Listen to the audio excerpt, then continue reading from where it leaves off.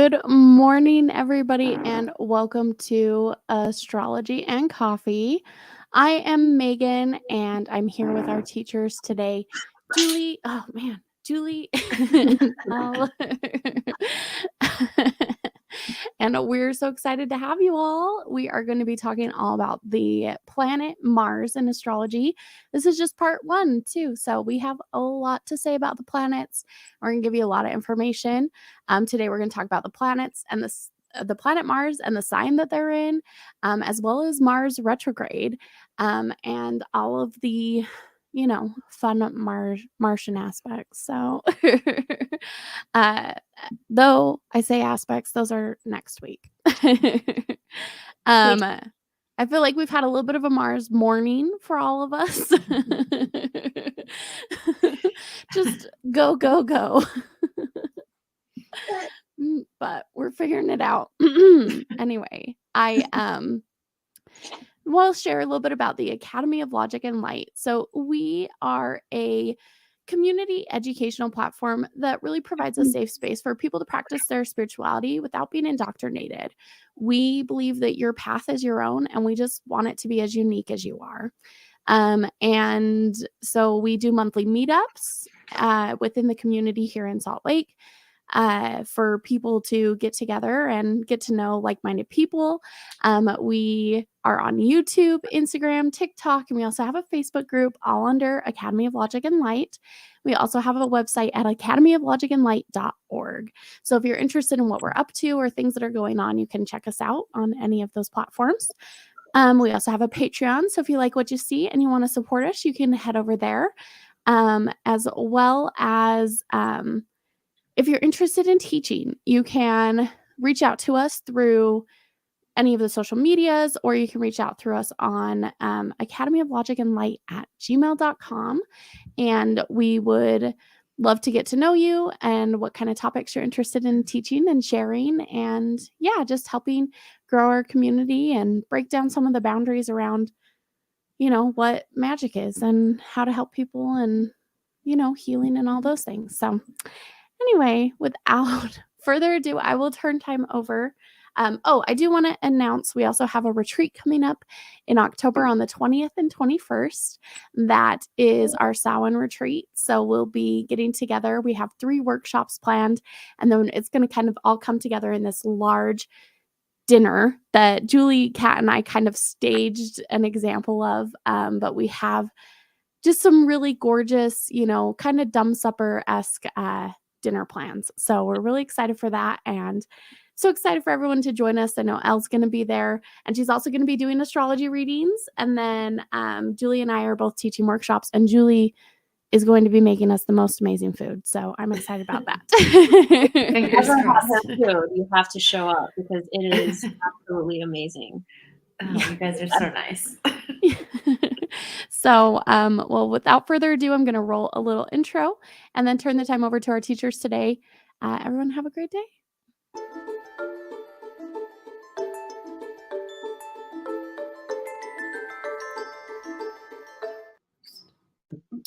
What's up? Hey. Happy Tuesday. Is it what? I said happy Tuesday.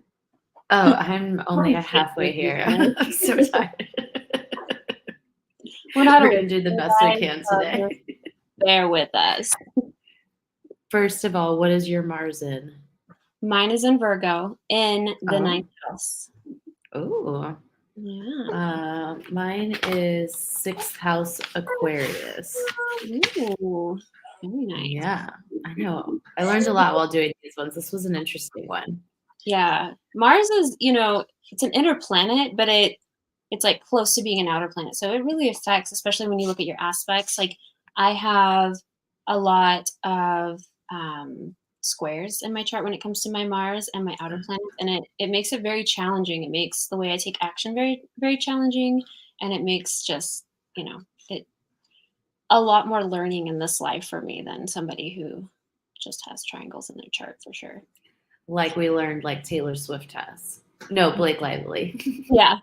How crazy was it that we literally, I was like, if the Obamas show up, I'm going to lose my shit. Like, I'm going to lose my shit because we were onto something, literally. The couple, Well, like all three couples show up to a football game. I know. I was like, what the hell? Yeah, we're on brand. Yeah. Just want everyone to know our witchy powers are manifesting, and we're bringing these people together. You're welcome. We'll let you talk about Mars, and then I'll go into all the little signs. All right, so Mars is the planet of physical energy. It governs sex drive, forcefulness, and aggression. Mars is the planet that spurs you into action. It governs energy, boldness, the will to win, the ability to turn ideas into action, and it is a planet of passion, sexuality, and force. It signifies ambition. Oh, and wow. That's this sentence looks like my morning and my brain feels. Okay, we're talking about Mars and its associations, and the zodiacs, and Mars in retrograde. And as always, remember the planet, the sign, and the house are just the what, how, the where, and the aspects are the dynamics. And in case anybody needs a quick reminder, these are your aspects. Those fun things in the corner. How your signs work with each other, how the planets work with each other. That's going to be your aspects. That explains why you are who you are. A lot, yeah. These were interesting questions. I think the reflective questions kind of help us understand it even a little bit more. Are your sexual relationships ardent, tempestuous, or quarrelsome? Do you lose your temper quickly, or do you simmer for a while and then explode? In a conflict, do you display cold contempt or heated anger? Is your willpower strong or weak? Does competition bring out your fighting spirit? I'm gonna give just a little tidbit on that for the question. Yeah. So my husband and I have the same Mars, but we have very other different placements, and how he reacts to things and how I react to things, even though we have the same Mars, is very different. So I'll go into that, but I just feel like that's such a cool way to analyze this when you see someone with your Mars, but you're like, wait, but his all, align a little better than mine, causing me to go off the handles. But that's fine. We'll talk about that. But it's just cool with the aspects. Yeah, definitely. And then also, if you are watching, let us know where you're watching from. We want to know. We want to know where you're from. We love that we have so many, there's such a wide variety of people watching from all over. So we like to know where you're from. So send us a little, please, something. Fun facts. Mars is ruled by Aries, Scorpio, and the first house, and exalted in Capricorn. Its detriment is Libra and Taurus. Fall is Cancer. Element is obviously fire. And the time spent in each sign is 1.5 months. Nice. I loved all the pictures that we got of I'm putting in Mars. I don't get all these fun pictures for other planets. I know. You don't get little aliens on them or ET. Yeah. The influences are expenditure of energy, assertiveness, drive, warrior, initiator, confrontational, investigator, and sexual. First house qualities: self, body, independence, and self-esteem.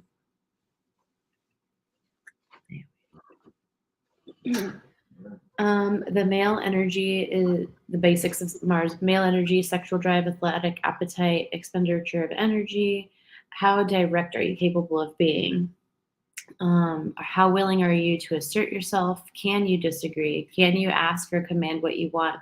Can you stand up for yourself or others? I feel like it's just a very throat chakra energy. Yeah. These are fun. Megan just did these. Archetypes associated with Mars is the horned god, the warrior, and the protector. Themes are aggression, war, manifestation, inspiration, boundaries, lust, anger, energy, motivation, passion, sexuality, vitality, and protection. One way of understanding the meaning of a planet is to become familiar with the mythic attributes and deeds of the god or goddess who share the same name. This archetypal approach reaches back into the heart of astrological origins that predicted upon the divine nature of planetary energy. The Roman god named Aries is similar to the Greek gods. These gods were viewed as gods of war, But in Rome, Mars also ruled agriculture. Aries embodied the physical valor necessary for success in war, but can also personify sheer brutality and bloodlust. The Aries has many children and love affairs. His passion is consensual, unlike many other Greek gods. There are even tales of Ares killing the god who sexually assaulted his daughter. Many cities would make sacrifices to him for protection. It's pretty cool. I left these vague, by the way, so that you can. No, that's totally fine. I think I'm going to spend less time going into each one of the water signs and then go through the signs because eventually I'll catch on to the trend. I think after one of these shows, I'll be like, oh, I should talk less here and more in the others. But so when you have a water Mars, Mars is about fire and energy and action, and water, they can be very active, but they are very active on emotion. So this person can be very, the water signs, anytime they are in the Mars, they can be very emotional, and how they react to things can be kind of dramatic because of the emotions, unless they're very evolved and they get through things and they can react to things in a very healthy sort of way. An unevolved water Mars would be very reactive on an emotional level, almost like a crybaby throwing a tantrum kind of thing. Nothing all of you, because if you've evolved and you've worked through with it, you're probably like, oh, okay, this is not that big of a deal. But if you have not, you probably look like a toddler. Fire Mars. These are the ones that, are kind of scary. Again, there's evolved and unevolved, right? So the ones that are unevolved can fly off the handles. Like, you think of, I say, the crybaby of the water, and they're emotional if they're unevolved. These are the explosive, throw shit against the wall. I know a lot of Aries Mars. They terrify me, almost as bad as Scorpio Mars. But it's just they are so reactive. But evolved, they take that energy and they may do something great with it, like really spot clean their house or their car, or go for a run, or work out, and it's they channel that energy in a different way. So that's just kind of the difference of an evolved and an unevolved fire Mars. We can feel it. Yes. The air Mars, these are just the honeys that are just floating by, loving life. Unevolved, they can be too loosey-goosey, not so too carefree to really grasp reality. There's not a lot of drive there. There's not a lot of ambition sometimes with these air Marses that aren't evolved. They just kind of exist. There's not a lot of real, I would say, drive behind them. Not all of them. An evolved one, they use their intellect for drive. They are thinkers. They're smart. They're innovated. Especially like an Aquarius Mars. Like, if you're really evolved, you can think outside the box and create things that are really powerful and really kind of eccentric that most people wouldn't think of. So, they're very. Huh? Well, I think you're cutting out. Is it me? I think. Hold on. Are we good? I think you're good. Yeah. Okay. It just cut out. So what did you say? I didn't hear you. I was like building a school from scratch. Yeah, absolutely. I mean, perfect example. Add that with your Capricorn sun, you're boss. You get shit done. But you think of things, and it's they move and they really flow through life when they're evolved on an intellectual level of really creating and doing beautiful things. The Earth. I love an Earth Mars because, not mine, but I know Taurus isn't the best one to have for Mars because it is kind of slow and a little more lazy. But a Capricorn Mars, I just feel if they're evolved, they are the boss. They get shit done. They're even-tempered. Now, unevolved Earth Marses can be very overcritical, overpossessive, workaholics. They don't have that work-life balance. They're just kind of freaking out all the time, and things need to be perfect, and it's very anxiety driven. But if you've evolved through that and you're not really that type of Earth, Mars, then you probably have your shit together in a very organized, practical, neat kind of way. So, Mhm. and we'll go through each one of the signs. I'm just not going to do that on this time. Here we go. So I also have my own little notes that I have here for all the signs in Mars so that I don't go like astray and start rambling about something. I'm like, let's start rambling. Like, no, I'm just going to write it down this time, so I'm not doing that. But we're going to go through each of the signs in Mars, and I have my notes here, so I'm going to pull them up. Perfect. Okay, so an Aries Mars, I mean, Aries is ruled by Mars. It is so powerful here. It is strong. It is independent. This person can get shit done. They can be a little explosive, like I was saying earlier. And the fire signs, especially Aries, the god of war, can be very reactive. I know a ton of Aries Mars. I don't know if I attract them or if I just, my friend group, I have a lot of Aries Mars people. And so we always vibe. I feel like I kind of need those people because they are quick and they're to get shit done. They're like, okay, here's what we're going to do. We're taking this, we're doing this. They're leading. I kind of appreciate that because I don't love being a leader all the time.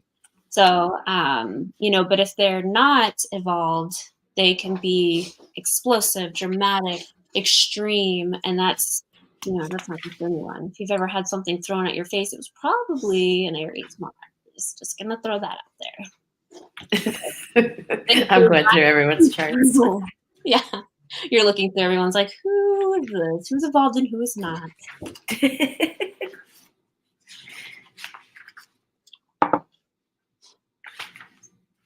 Did you already do Taurus? No, I was letting you look to see if you had Aries. Mars. I'll be here a while. I keep adding more and more charts to this, and that somehow I'm like, it's thick now. I was gonna say, I love that you have like hard copies. Like me, I have an app and I scroll through everything. I'm not like techie at all. I like paper, but I'm just like, man, that would be. It's just so much faster to scroll through for these. Yeah.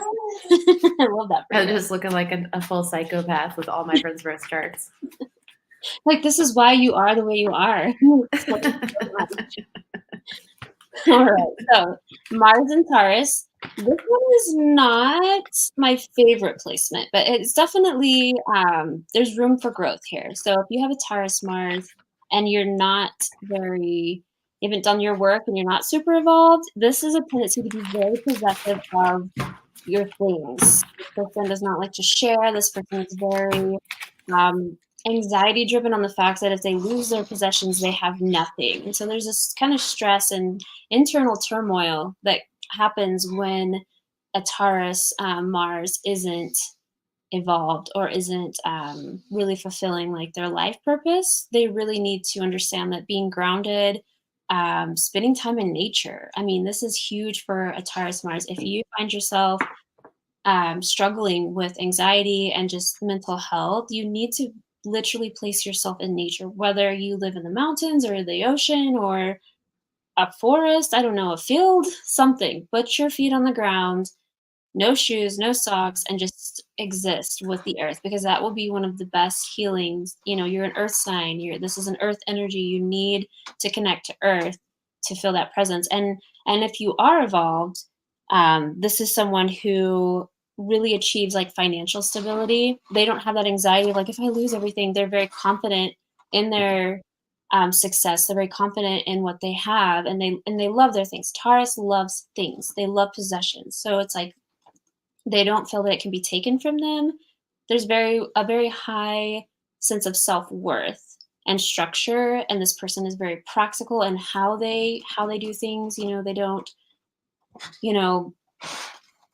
build a boat and start at the top or something. They're like, okay, we need foundation. They think very practical, and they are good with their hands too. These are people that can build with their hands. So not a bad place. Unevolved could be hard. My brother is a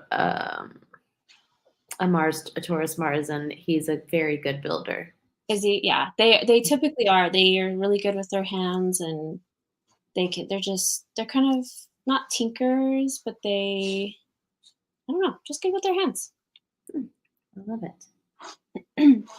Mars and Gemini. So you have a Mars in Gemini, this is more think than act. And I know Mars is an action sign, so it's kind of conflicting, but Gemini Mars, these people need stimulation, and unevolved, if they don't get the stimulation, they're constantly searching for it. They're changing, they're trying to find it, they're in search for something, and they're not really finding it.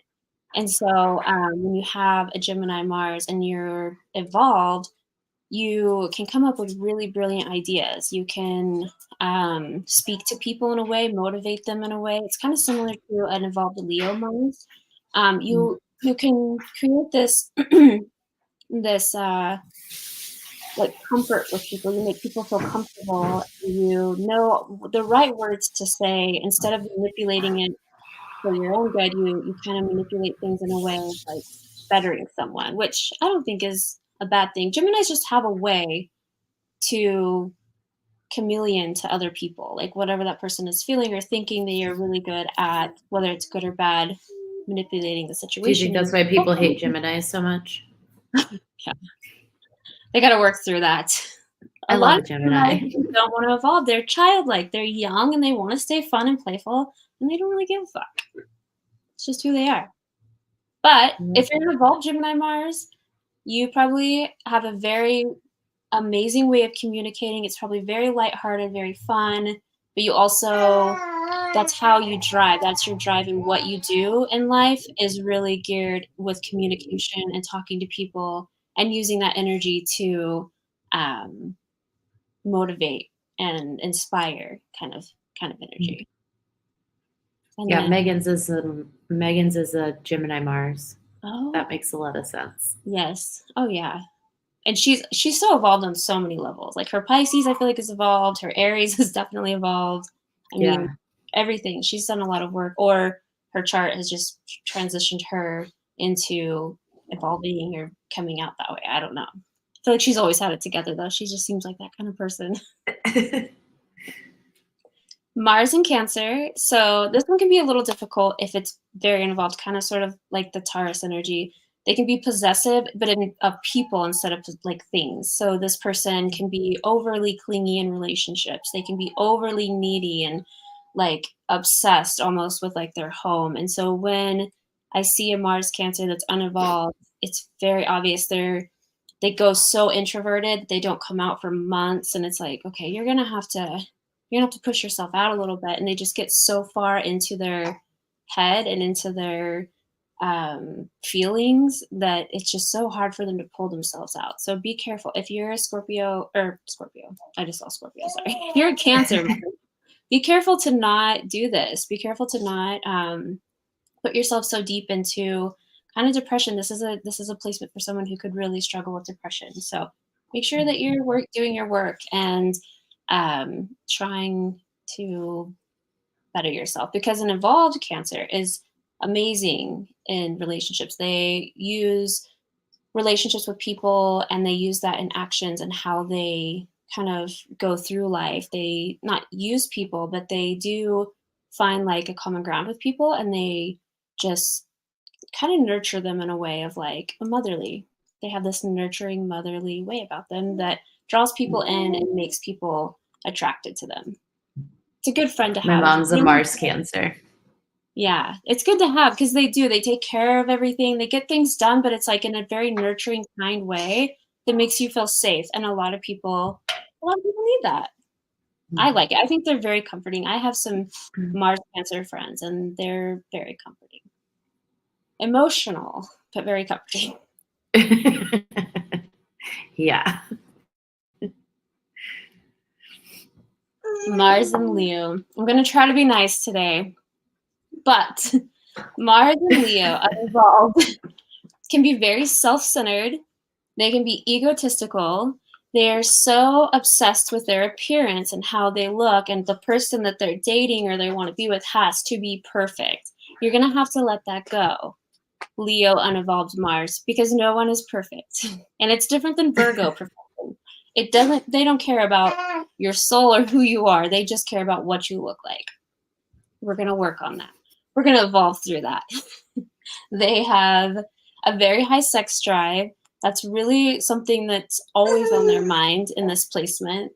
Unevolved, not saying evolved, probably evolved too. Like it can be healthy. That could be a healthy thing too. But in a very unhealthy way, this placement is very sexual, dramatic, but evolved, they can be very creative and very inspiring. Kind of like I was saying with Gemini, how they inspire people through words. This one's more of like through creativity and playfulness and just genuine, like good-hearted people. So when a Leo Mars is evolved, I feel like they're probably some of the kindest people you'll ever meet, like this big teddy bear kind of energy. Like they might be, they on the outer appearance, they might look scary, but they truly are like a really softy at heart and would do anything for anyone. So it's an action. So Leo, is a fire sign. Mars is a fire planet.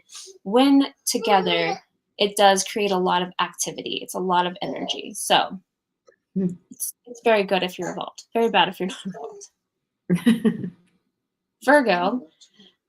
So this one is mine. And I was saying earlier, my husband and I are very different Virgo Marses. His sun is Gemini. So he actually has a square to his Mars sun, but it causes him to be overly critical. Like he is not overly critical, a perfectionist to like the extreme, where mine is Libra.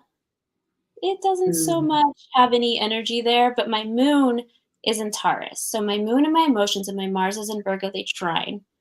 And so I'm a little more hot-headed, but I also let go of things. Like I'm not too overly obsessed with it being perfect. I'm not too overly obsessed with criticism. Like I kind of level out, my emotions level me out there. Now, I am more hot-headed. I'm more reactive, but that's my Taurus energy pulling in with that Virgo energy. So typically Virgo Marses are evolved. They can, handle a lot of different tasks. They're very multitaskers. They're organized. They're structured in how they do things. If they're unevolved, they can be very, like I said, overly critical, like perfectionist, so where nothing is ever perfect. And you got to let that go. I mean, because again, it's okay sometimes. The imperfections sometimes are what make things beautiful, and that's okay. But a lot of work there. Like if you are one of the Virgo Marses and you're so critical of your work, other people's work, just try to like step back and think, will this still work? Is it still practical? Doesn't have to look perfect or be perfect. It just has to have practicality. Mm-hmm. It's a little more of a difficult placement, I would say, Virgo, because Virgos are hard. They're hard on everybody. Yeah. Including themselves. Oh yeah. Libra Mars. There's that air energy in Mars, and this is actually the opposite. So Libra is completely opposite energy of Mars energy. Mars is reactive and fiery and fierce, and Libra's like love, peace, world happiness kind of thing. So when you have these two mixed together, it's kind of unevolved. Again, I would just say not a lot of drive, not a lot of like making things happen, just kind of letting life happen to them kind of energy.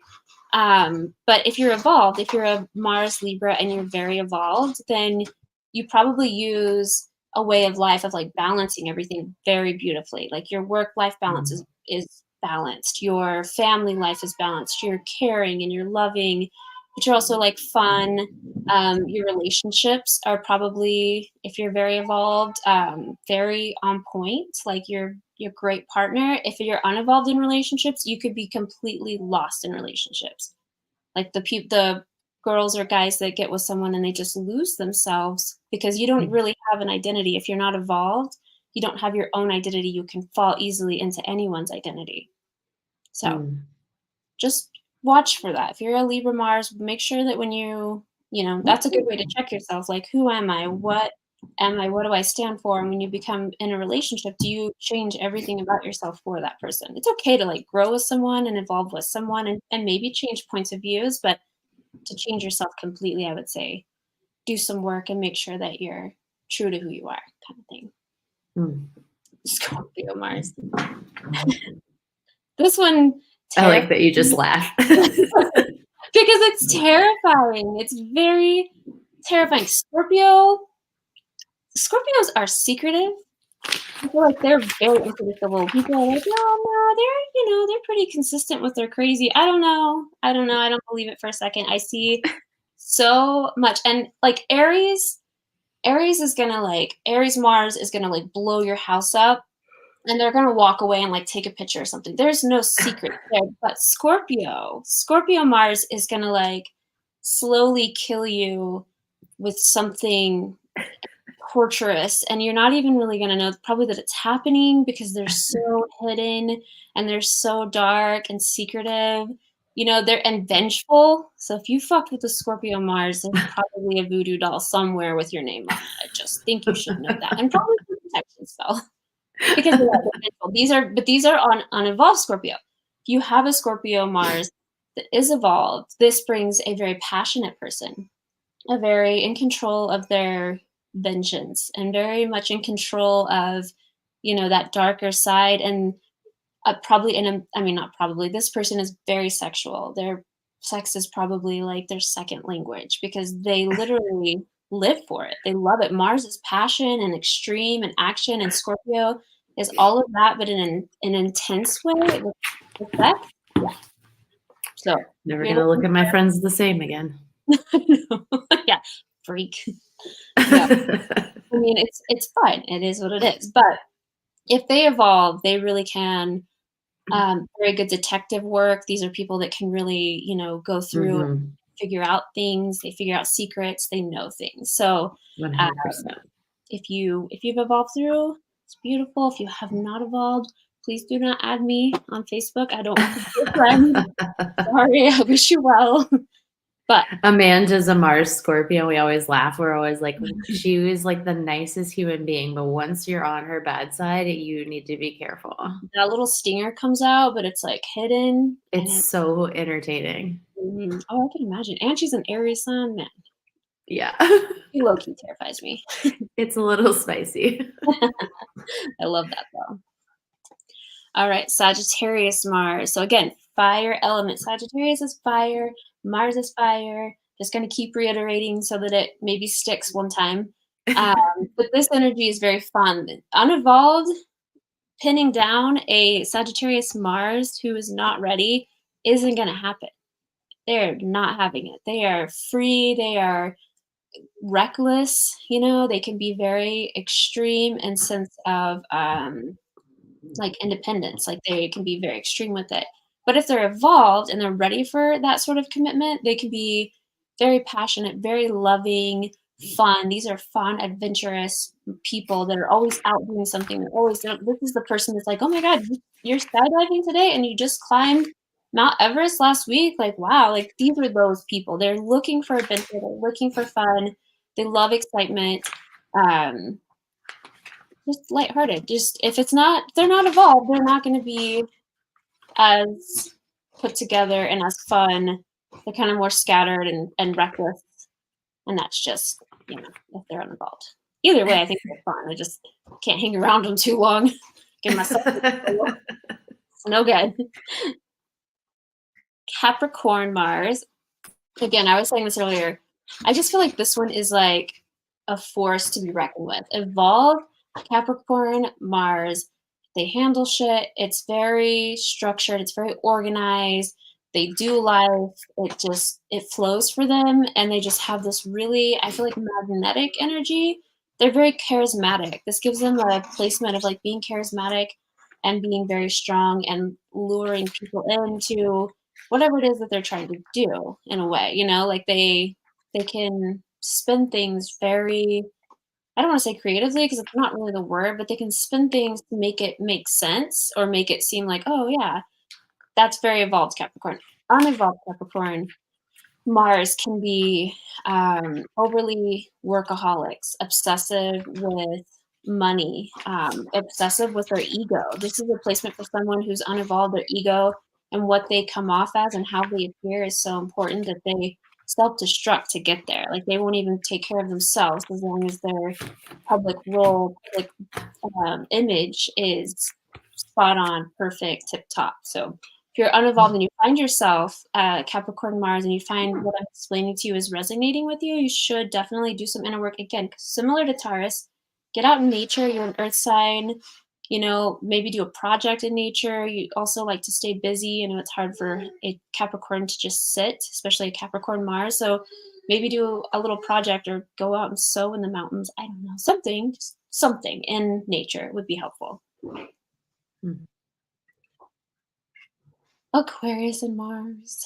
So, an Aquarius and Mars that's unevolved is very rebellious, very destructive. Definitely no real respect for the law. No real grounding. They can be very just so eccentric and far out there that in the terms of this life, it doesn't qualify for them. They don't care. They're just very like, fuck the world, fuck you, and kind of go about their day sort of thing. So that's a very unevolved Aquarius. Now take all of that energy and put it into someone who's done the work and has evolved. These people can, fight the man, if you will. They can like go to bat for like communities that need structure, that need help, and they think so outside of the box. Aquarius minds are incredible, and especially when you have an Aquarius and a Mars area of like how you take action and what you're passionate about, they have the capacity to create beautiful things. Like they have such strong will that it's like you're an Aquarius Mars and you built a school from scratch and you're inviting all these women or men, anyone to come in and like do their practice. Like that's the kind of energy of someone who is very evolved and like done the work and creating these things that people haven't even heard of. So good for you. Kudos. Thank you.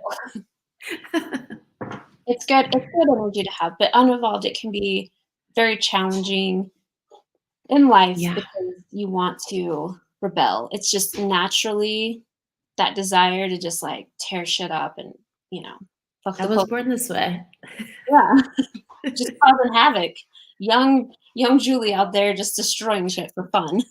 Oh my gosh, you did not want to meet 15-year-old me. Oh no, I can imagine. I could see it. I love it. All right, Pisces Mars. So Pisces, unevolved, can be very secretive, can be very reality escape kind of energy. I know I talk about addiction with Pisces a lot, and this is a placement because how you take action and things and how you handle things. If you're not handling things, you turn to substance. So if you're unevolved, really work through, try to sit with yourself, because I think that Pisces themselves don't really understand themselves. I've never really met a Pisces that was like, oh, I know exactly who I am. I'm this and this, because there's so many things. They're a mix of all the signs. So it's like they have all these things happening that it's so hard for them to like pin down who they are because they feel so much. So when you have a Pisces Mars and you're unevolved, your real struggle is going to be focus. It's going to be knowing which endeavors to take and which ones to avoid, because there's so many things you don't even know how to take action because you feel it all. But if you're an evolved Pisces, very creative, very spiritual. I mean, you, again, similar to Scorpio, can probably unlock secrets and dig into this world of understanding of different like spiritual realms. Like it's very spiritual placement. And if you have this and you're evolved, sorry, my little baby's like, hello. Then, you could really, a cult would be a huge success for you because you can probably speak to a spiritual world better than anyone. So especially if you had your Mars and Pisces like 8th or 4th house, I would come to you to do all my readings. That's so funny. My dad is a Pisces Mars and he's a pastor. Oh, see, exactly. They're encouraging and inspiring on a spiritual level that like I don't feel like anyone else can like tap into. Yeah. So interesting. I don't know that I knew that your father was a pastor. Yeah. It doesn't make a lot more sense, right? I like it. So Mars retrograde, just to kind of go into that, she says, I hate Mars retrograde. We all do. Like, when you're trying to get shit done and you're trying to do all the things and nothing is working out. Nothing. Like you do this and everything goes left and you go right, and then it's like just nothing aligns, nothing works. It's not so much mental and how Mercury is, it's more physical. It's more of like maybe your body just isn't feeling it through that time. Maybe just having energy isn't feeling it, especially depending on what sign it's in. It can be completely a disaster. I hate Mars retrograde more than Mercury. Oh yeah. So Right now, our not that long. Mars is in Libra right now. Is it? Yeah, I just checked. Nice. Right? Yeah, Libra. And it'll be there until probably November. I feel like that's a nice place for Mars, right? Yeah, I mean it's chilling. We're chilling. I've been very chill. Like I've been meditating so much, like channel this like really calm energy, and so I'm like, because Love that. Yeah. But yeah, that's in a nutshell. That's Mars retrograde. I didn't know if you wanted to read all that, but I was just gonna do like a little side. I have no desire to read all of that. You do not have very good Mars energy right now. He's going back to bed after this, everyone. I definitely am. Oh my gosh, I can't believe we did all of that in 41 minutes. It's because I didn't spend so much time with the water, the elements going into each sign and then going into each sign. I'm like, I need to stop doing that. We got all the time we need. Yeah, so if you guys have questions, let me know where your Mars is. Let me know where you're located at. I want to know what state you're in and your Mars and what house it's in. And next week we'll talk about houses, but I'm just curious. Yes, next week we're covering houses and aspects for Mars, which I am pretty excited about. Mars aspects are huge in your chart because how you take action and how you handle things is, it either flows or it doesn't. Yeah, that's a fact. That is a fact. Well, I don't see any questions right now. Oh, we got how? And it's in Gemini? Yeah. Oh.